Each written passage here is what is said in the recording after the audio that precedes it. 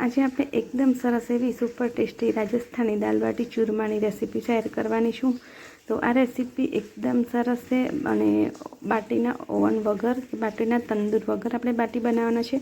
Gas પર પણ તમે એકદમ સરસ રીતે અને એકદમ સરસ બાટી બનાવી શકો છો। તો એકવાર જરૂરથી ટ્રાય કરજો। તો સૌપ્રથમ આપણે દાલ બાટીની દાલ બનાવીશું। તો 1/4 કપ મેં અહીં મિક્સ દાળ લીધી છે। તમે તમારી પસંદગી અનુસાર કોઈ પણ દાળ લઈ શકો છો, વધારે ઓછા પ્રમાણમાં કરી શકો છો। તો અહીં મિક્સ દાળ લીધી છે। અહીં 1/4 કપ મેં અડદની દાળ લીધી છે, 1/4 કપ મેં પીળી મગની દાળ લીધી છે અને 1/4 કપ મેં મિક્સ દાળ લીધી છે અને સાથે જ અડધો કપ જેટલી મેં તુવર દાળ એડ કરી છે।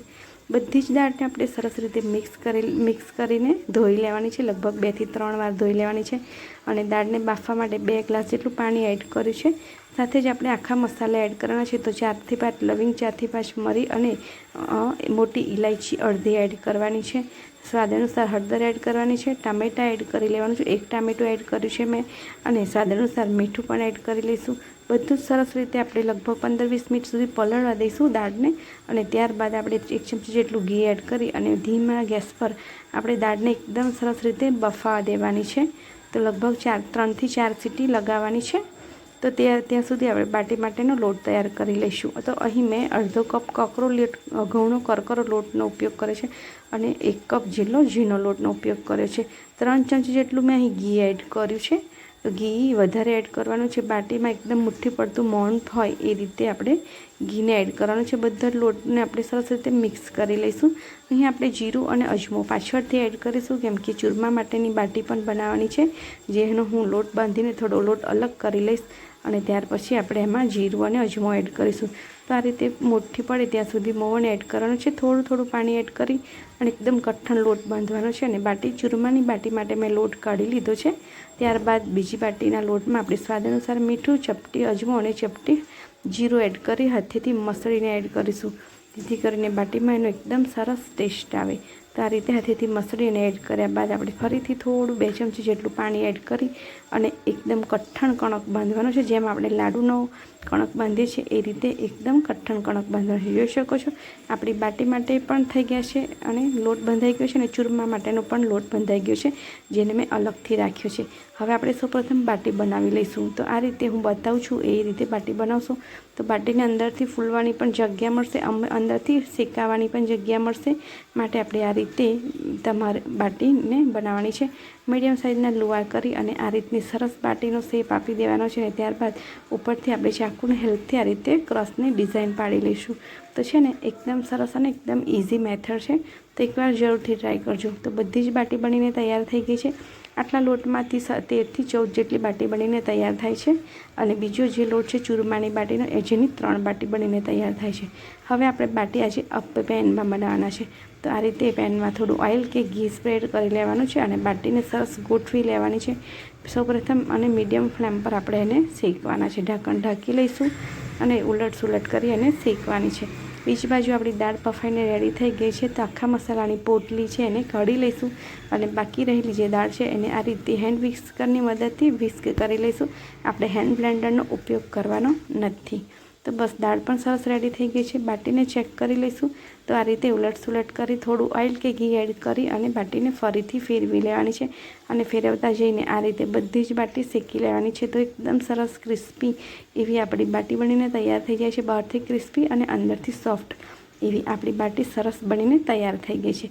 હવે આપણે દાળ બનાવીશું। તો દાળ માટે અહીં તેલ અને ઘીનો ઉપયોગ કરવાનો છે। બંને વસ્તુ અડધી અડધી લેવાની છે। સાથે અડધી ચમચી જેટલું જીરું એડ કરીશું, 2 તમાલપત્ર એડ કરીશું અને સાથે 1 મોટી ચમચી આદુ મરચાં લસણની પેસ્ટ એડ કરીશું અને ચપટી જેટલી હિંગનો પણ ઉપયોગ કરીશું। તો બસ આપણે હવે એકદમ સરસ બધા જ મસાલાને 1 મિનિટ માટે સાંતળી લઈશું। ત્યારબાદ અહીં 1 ડુંગળીનો ઉપયોગ કર્યો છે, જેને ઝીણી ઝીણી કટ કરી લેવાની છે અને બધા મસાલા સાથે એને એડ કરી લેવાની છે અને સરસ રીતે મિક્સ કરીને આપણી ડુંગળી ગોલ્ડન બ્રાઉન કલરની થાય ત્યાં સુધી આપણે એને મિક્સ કરવાની છે। એકદમ સરસ ગોલ્ડન બ્રાઉન થાય ત્યાં સુધી આપણે એને મિક્સ કરવાની છે। જો ગોલ્ડન બ્રાઉન કલર આવશે તો આપણી દાળનો ટેસ્ટ પણ એકદમ સરસ આવશે। માટે શેકતી વખતે સહેજ પણ કચાશ રાખવાની નથી। તો જોઈ શકો છો ડુંગળી એકદમ સરસ છૂટી પણ વળી ગઈ છે, ગોલ્ડન બ્રાઉન કલર આવી ગયો છે। હવે આપણે ચપટી જેટલી હળદર એડ કરીશું, અડધી ચમચી જેટલું લાલ મરચું પાવડર એડ કરીશું અને ડુંગળીને જેટલું જ મીઠું એડ કરવાનું છે અને અડધી ચમચી જેટલો મસાલો, ગરમ મસાલો એડ કરીશું, કેમ કે આપણે દાળમાં પણ મીઠું એડ કર્યું હતું, તો એ જોઈને આપણે મીઠું એડ કરવાનું છે। હવે બધી દાળ આપણે સરસ રીતે એડ કરી લઈશું અને દાળ કેટલી પતલી જોઈએ છે અને કેટલી જાડી જોઈએ છે એ રીતે તમે પાણી એડ કરી શકો છો અને દાળને એડજસ્ટ કરી શકો છો। પણ દાળ બાટીની દાળ હંમેશા થોડી થીક હોય છે, દાળ ફ્રાય કરતાં પણ થોડી પતલી હોય છે, તો એ રીતે તમને જે રીતે યોગ્ય લાગે એ રીતે તમે દાળને બનાવી શકો છો। તો એકદમ સરસ એવી આપણી દાળ હવે ઉકળવા દેવાની છે। દાળ ઉકળી જાય એટલે આપણે અડધી ચમચી જેટલી કસૂરી મેથી અને મને થોડું મરચું ઓછું લાગતું હતું એટલે મેં અડધી ચમચી જેટલું લાલ મરચું પાવડર એડ કર્યું છે અને આપણી દાળ એકદમ સરસ ઉકળીને તૈયાર થઈ ગઈ છે। તો આપણી દાળ હવે રેડી છે। તો હવે આપણે ચૂરમું બનાવી લઈશું। તો ચૂરમું બનાવવા માટે મેં સાકરનો ઉપયોગ કરે છે, તમે ખાંડનો ઉપયોગ પણ કરી શકો છો। તો સૌપ્રથમ સાકરને અહીં પીસી લેવાની છે અને જે બાટીને શેકીને રેડી કરી હતી એ બાટી આ રીતે મિક્સર જારમાં એડ કરી લઈશું। તો આ રીતનું એકદમ સરસ કચરું પૂરું બનીને તૈયાર થઈ જશે।